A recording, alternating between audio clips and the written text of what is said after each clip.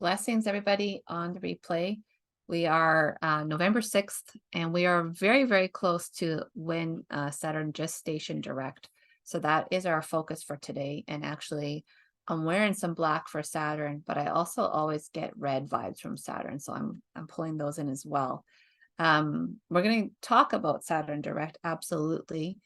I think some of you are coming more into an awareness, however, in the way that Saturn is used in a negative way.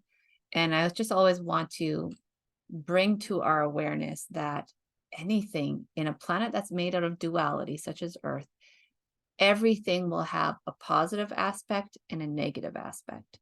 And it's what we do with the energy and how we create our life with it that will show how the energies play out. So part of what we know about the globalists and such is that they really worship Saturn, and they use Saturn as a black cube.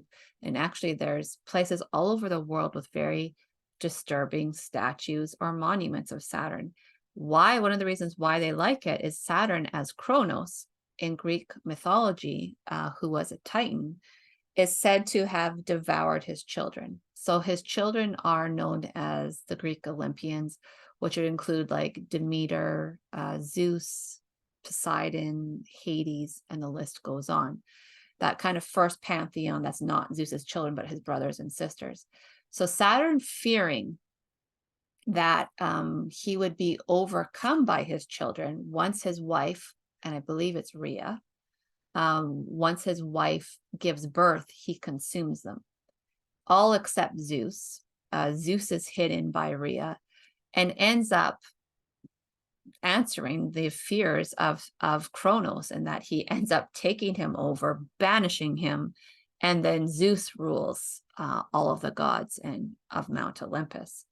So that's a little bit of the mythology, but that's why the globalists, who many of you know the very disgusting things that they do with children in general, that's why they revere him, because he's like their symbol of like, yes, this is right because it's happened in our past before.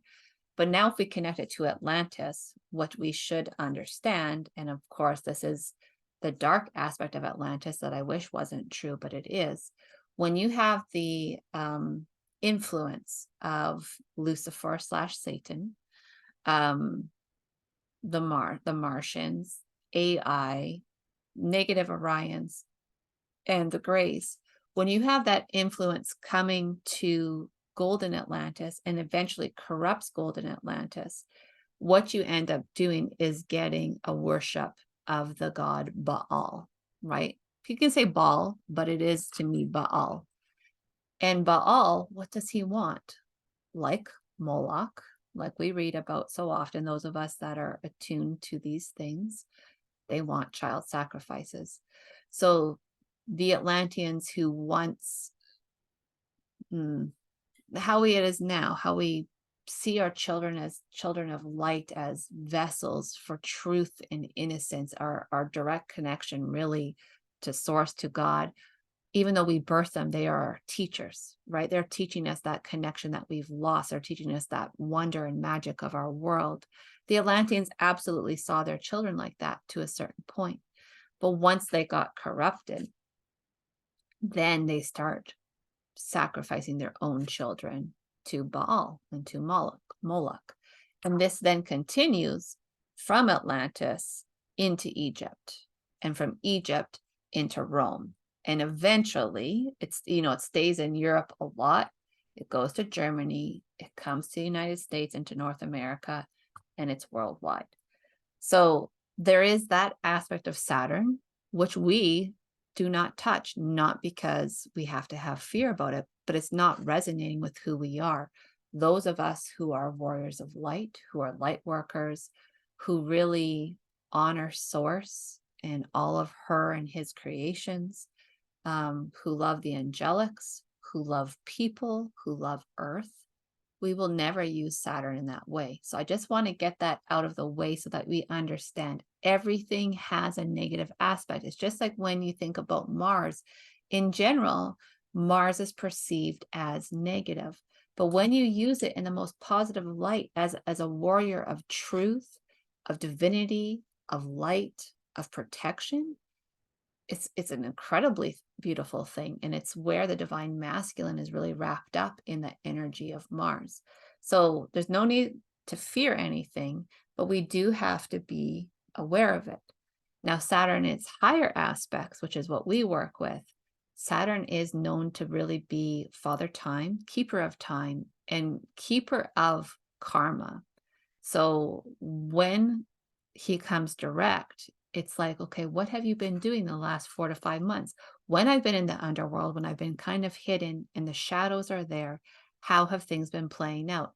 If we just relate it to two of the most biggest crises in our world during what took place while Saturn was in the underworld, A being the genocide happening in Palestine, B being the wildfires all around the world that were not wild at all, right? Very much created.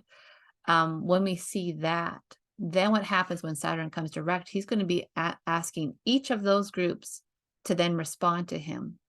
Did you clear karma or did you create it? And so Saturn is known as the strict teacher. He's full of discipline. And in my world, let's say like in a dance world, he would be the ballet teacher, the ballet headmaster. If you don't get the technique, if it's not perfect, you don't have the perfect turnout, if you're not performing the way you're supposed to be, if there's not a smile on your face while you're doing it, you ain't going to make it in the ballet world, right? It has to be all this absolute perfection. And so he demands a lot out of you. However, when you do the work, which we've all been doing in different layers, in different textures throughout his visit to the underworld, then he will reward you at the end of it. So that's the kind of thing that we want to understand about Saturn. Many of you know, because I've talked about it, I went through a very intense Saturn period last year. And so that you're aware, we all go through the planets in different phases. So my Saturn phase last year lasted, I want to say from May through September, but it had like pre-shadow periods of it starting in February. So much so that it coincided with the day that I launched the Temples of Atlantis. Saturn was trying to show me that it was time to restructure my business. And I just saw it as loss. I had lost most of my in-person clients. I had raised my prices. I had lowered them. I had done a whole bunch of things, even with my membership. It just didn't seem like people were interested in my work, or they were just staying away. And months of that depressed me because, if you're going from barely making it as it is, with the income, to losing 80 to 90% of your monthly income, it's a big drop. And so as I'm going through my period, and I know we talk about it, I call it my summer of staring, right? I just didn't feel motivated. I felt heavy. I felt dark. I felt depressed, like things were never going to change. As much as I love the sun and I would sit outside in the sun, it couldn't shift me into a higher vibration. Everything felt like it was slipping away from me. But what Saturn was trying to show me is like, Priscilla, you are not balanced in your schedule. You constantly continue to choose your students over your family, continue to choose your teachings over your family. That is part of my personality. I'm driven by passion. I'm driven by what I love doing, and I go all in with what I love doing.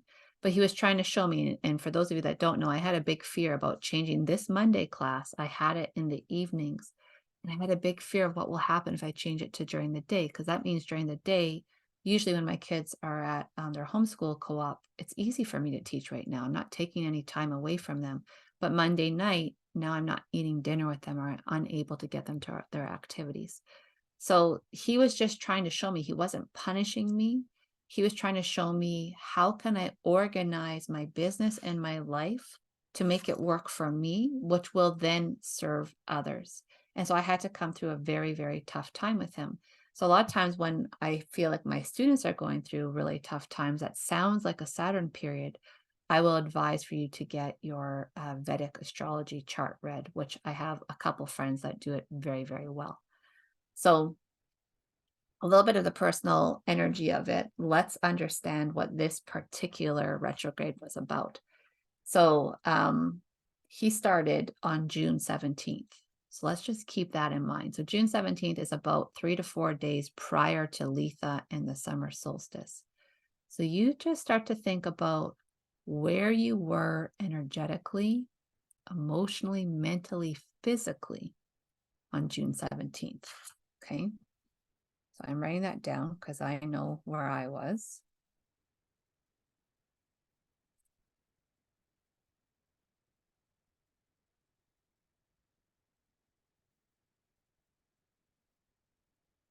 And now he just came direct on November 4th, which was Saturday.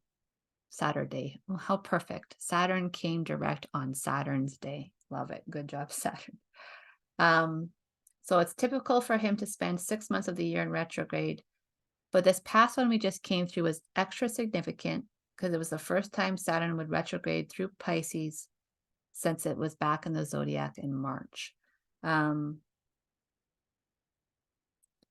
Let's see. So he is considered the master teacher of the zodiac, what I had mentioned, okay? He brings some very challenging lessons, but they push us to grow and reach the fullest of our potential. That's what any great teacher does. It doesn't always have to be in a strict way, but every teacher is going to challenge your beliefs, to question where you stand, to get you to come out of your comfort zone so that you can create greater change. That's just what we're here for, right? When Saturn is active, it can bring harsh awakenings, but also many rewards if you're willing to step up to the plate and do the work. So now again, reflect. Since June 17th, have you actively been working on your wounds, on your insecurities, on those things that have held you back? Sometimes it's about motivation or focus, the ability to really cleanse and detox, declutter your mind, your space, your body. How have you actively been pursuing the parts of your life that have been in disarray or chaos and to bring them more into light and into balance? Saturn guides us to take responsibilities for our lives, owning up to our actions and decisions, and learning how to create boundaries. So, again, if you're one of those people that hasn't quite made it there, your boundaries might be wishy washy, you're somehow denying your own role in creating your life. And I want to remind you of that with a lot of love. Is whatever life you're leading right now, whether it's full of rainbows and unicorns and sunshine, or there's a lot of dark clouds and bumps and challenges, either way you created it. You created it through your thoughts, through the continual programming that you're going through. You created it with your soul because your soul wanted those challenges, and you have to take responsibility for it. One thing I hear all the time is, why would God do this to me? Why would God do that to those people? God doesn't. God doesn't do that. God gives us free will to map out a plan for us that will bring us to the highest spiritual growth and to the highest awareness. We as humans then take on those roles of our soul and live them out. So my truest belief is that none of us, minus suicide, none of us die by accident. We've all chosen it. We've all chosen how we're going to die. So those people that, die in a natural disaster, die in times of war, die in a car accident, whatever it is, die of a heart attack. We've all chosen that date. Maybe not the exact way that we go, but that date so that we can return to source. So we have to take responsibility for where we're at. Whether you're living the high life right now or perhaps a more challenging one, how did your thoughts get you there? And that's why I've been working with Green Tara a lot this year, because I'm sick of my patterns. I'm sick of how I sabotage myself. I'm sick of living in fear that next debt or poverty cycle is going to come find me again. So what are we doing about it? For me, prior to June, I've been working with Green Tara. So I feel like I'm working to to really balance out those karmas and those patterns that I set on myself. So he is a very straightforward black and white energy that inspires us to be ambitious, to aim high, and excel in all that we are destined to. Saturn can also represent issues with masculinity, father figures, or authority. Now, in general, the people that I attract to my courses and to my programs, we all have issues with authority for the most part. Many of us are freedom fighters. Many of us question the narrative, and we don't take things at face value, right? We want to know things deeper. So if he's representing masculinity, what is your relationship with your father, with the men in your life, with the toxic patriarchy and the ascended patriarchy, the balanced one? Just making note, let's say if there's 5 to 10 men in your life, how many of those relationships feel really good and give and receive and nurturing and respect on both sides? And how many of those feel toxic, draining, intimidating, abusive, and the list goes on. So while Saturn's been traveling through his retrograde, he asks us to look over our past actions to see what we could have avoided or perhaps forgotten, to take responsibility and to set boundaries. As we look back over those last few months, did we do our homework? Did we embrace the lessons provided? And perhaps this is more, maybe this is going to be more of a guidance versus a meditation, but you let me, let yourself know, clue into that. Write down, from June to November, did you do your homework? Are you learning from your perceived mistakes? Are you embracing the challenges and rising with them, or are you letting them weigh you down? How have you matured? What lessons have come to the surface? Because Saturn wants us to be responsible for our actions and the life we desire to lead, he is going to help us take the steps to shift ourselves into a better place. So during the retrograde, the energy can be quite slow, but once he stations direct and comes into his full energy, which will take, approximately another month to 6 weeks, we're going to see more movement in terms of our planet's responsibility. Let's just say with all of our country's governments continuing to support the genocide, not against it, right? Doubling down on their support for Israel attacking civilians. Then what kind of karma are they going to have? What do you think Saturn is going to do when he sees that they're not following up? They're not learning from their mistakes. So this journey can be really hard. And ultimately, though, it can unlock new potentials, reaching new levels of maturity and receiving rewards.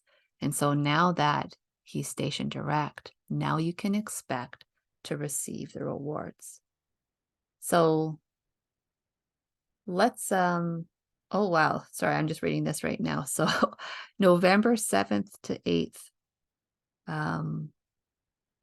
or sorry, this is a little bit, no, that's a little bit skewed. It will take him quite a bit of time to get out of his post-retrograde shadow. That's all I wanted to say about that. Okay, let's do a brief meditation. Let's see what Saturn has been trying to show us. So let's take some deep breaths.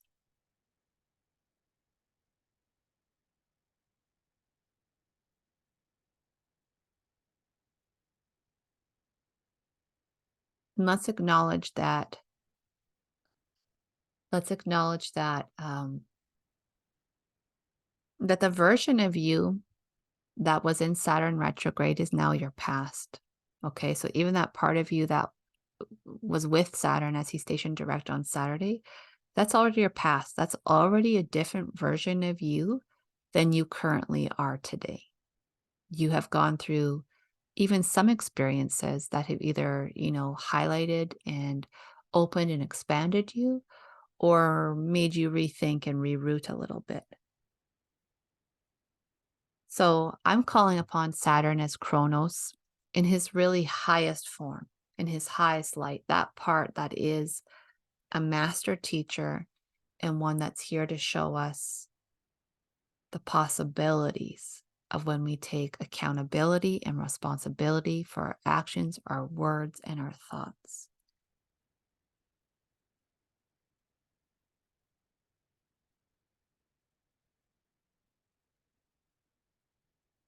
And that he's just asking me to make you comfortable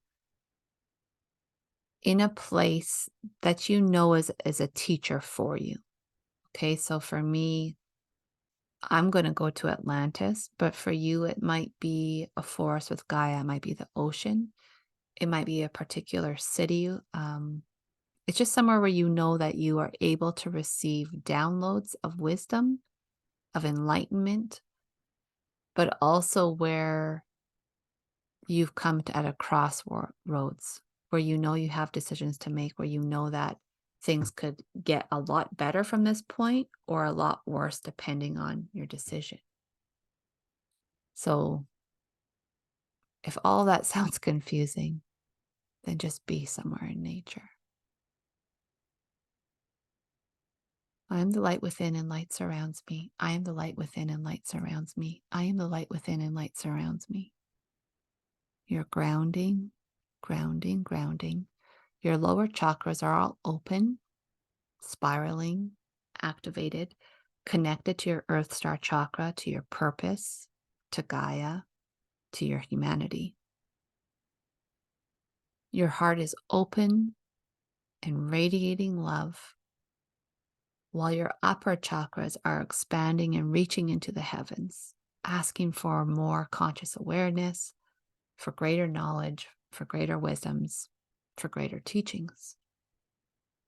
As you balance, become that bridge between heaven and earth, we call upon Kronos to enter. Father Time, grandfather of Atlantis, we ask you to show us what we need to know today about our path. And perhaps you could witness that he has one of those handheld watches. The name is escaping me right now, but a pocket watch. He pulls it out and he looks at the time and he says, "Are you ready to see what you already know, but have it revealed to you in new ways?" And as we take a breath,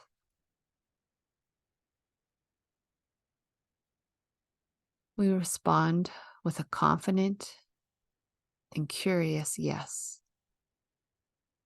He says, "Beautiful. Thank you for your trust. I promise not to lead you into any illusions. I simply want to show you where you've grown and where you need to grow." And so for each of us, he presents a path. And as you walk through it, it is a path of your journey from June to November. As you focus on the energy of June and the solstice, reminding yourself once again where you were physically, emotionally, psychologically, spiritually. Were you in a good place, a heavy place, a place of transformation and change? Maybe of complacency or stagnancy. You're just observing. If you can reflect on where you were with your responsibilities, but also with your relationship with self and others in terms of responsibility. So if you were a teacher, a daughter, a sister, a mother, an employee, an employer, how actively were you maintaining your roles?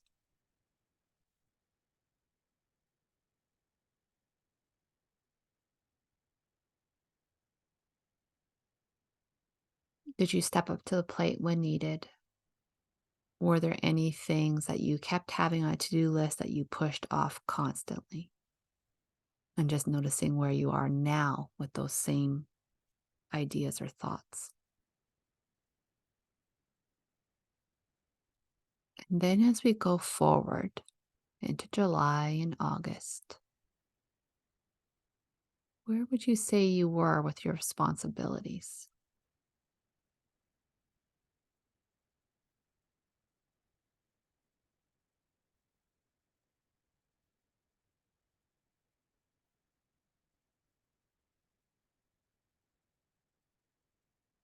And then adding that same reflection to September and October. What was that like?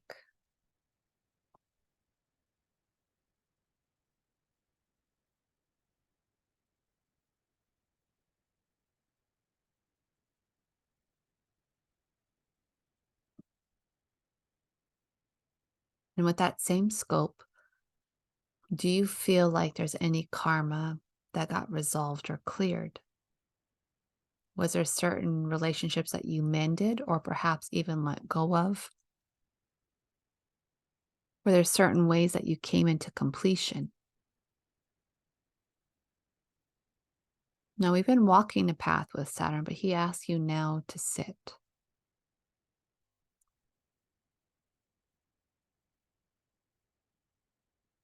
And he's kind of using his pocket watch almost as a pendulum or as a tool that goes around and around your mind, your brain. He's saying, see clearer, see clear. In terms of karma, did you create new karma that you're going to have to balance? Or did you cash out because you really did complete some things?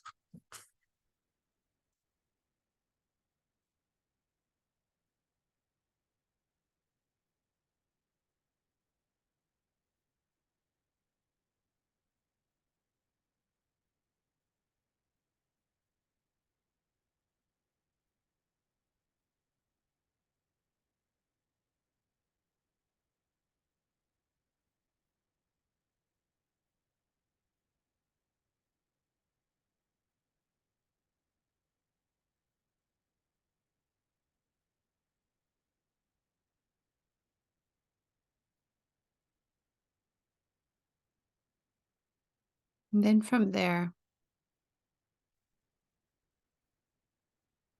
Saturn says,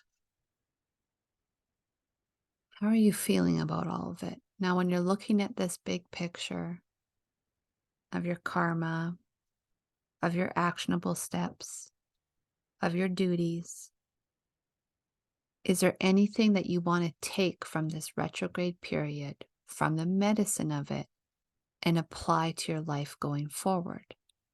We have probably until around next June until Saturn goes into the underworld again. So you have a lot of time to work with him.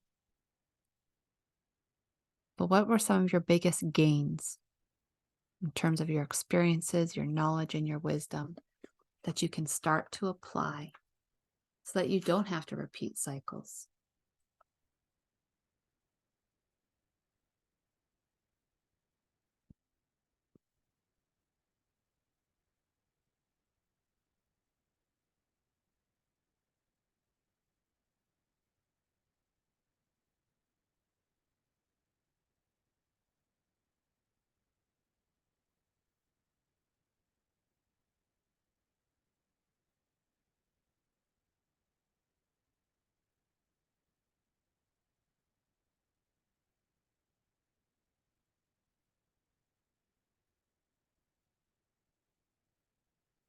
Now he asks us to take a deep breath once again.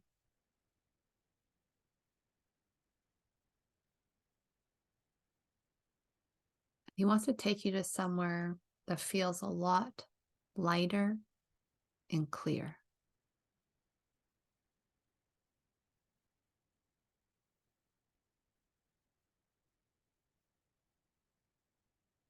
And in this place, it's almost like it has a little bit more of a Jupiterian energy. But he's like, this is where you collect your reward.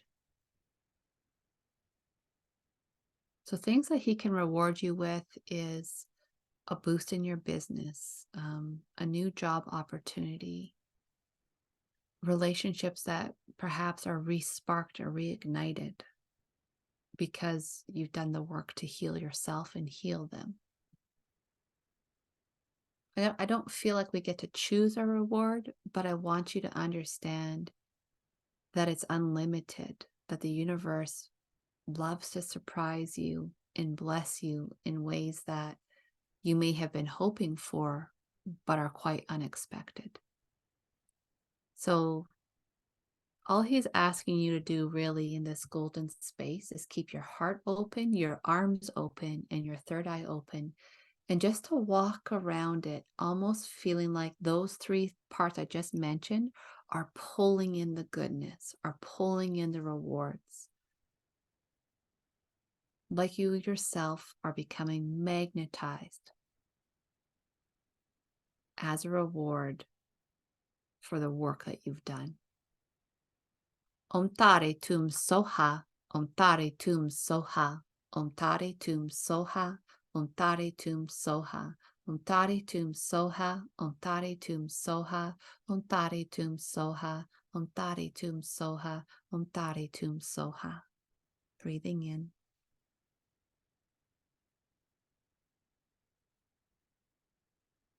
We understand this.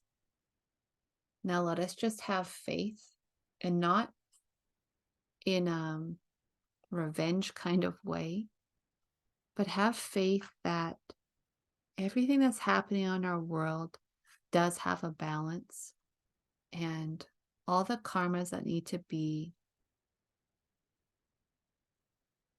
rectified and paid out will.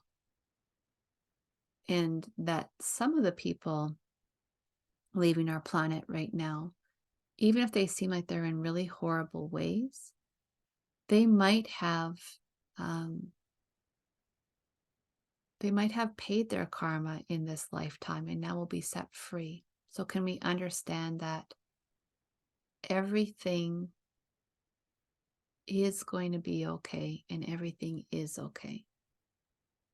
But we have to continue to do the work, to set the boundaries, to have the courage to see beyond what is presented to us, and to continue to find and live by the truth.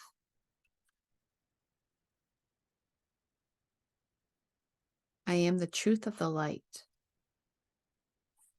I am a child of God.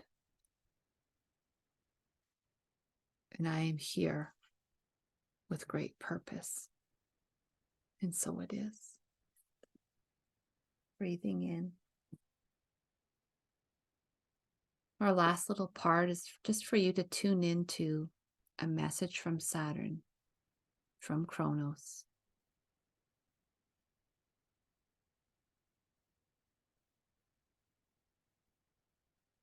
What is it that you need to know?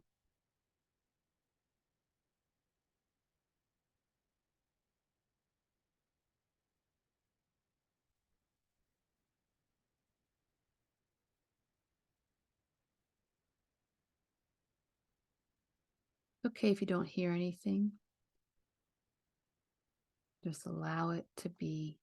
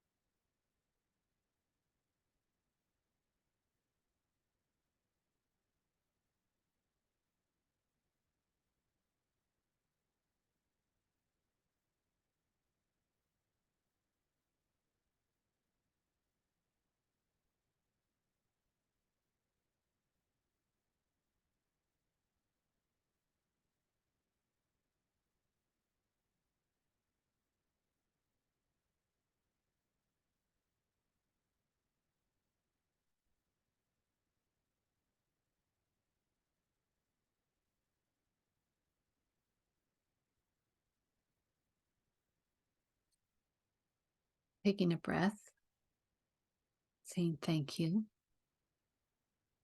Taking the essence of those golden rewards, of the opportunities and possibilities that are coming your way. Being attached to nothing, but being open to the beauty of it.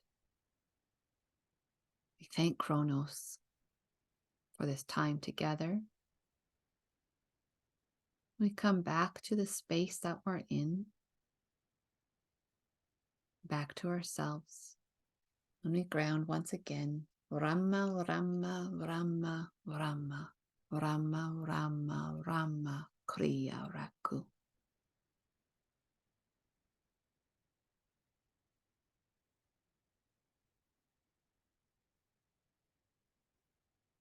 And so it is.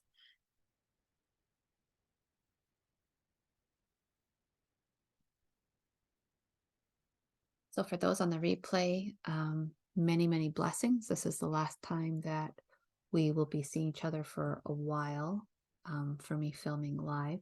As I mentioned before, I'm going to be sending you my Pleiadian activation series to work with all month long while I'm gone.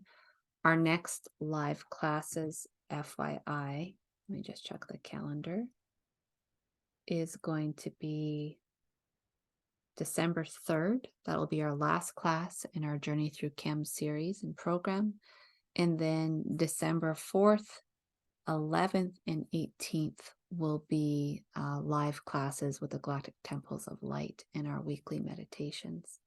So thank you so much. Many blessings. Thank you for everyone for the well wishes and sending lots of love always. Rama Tima Ra.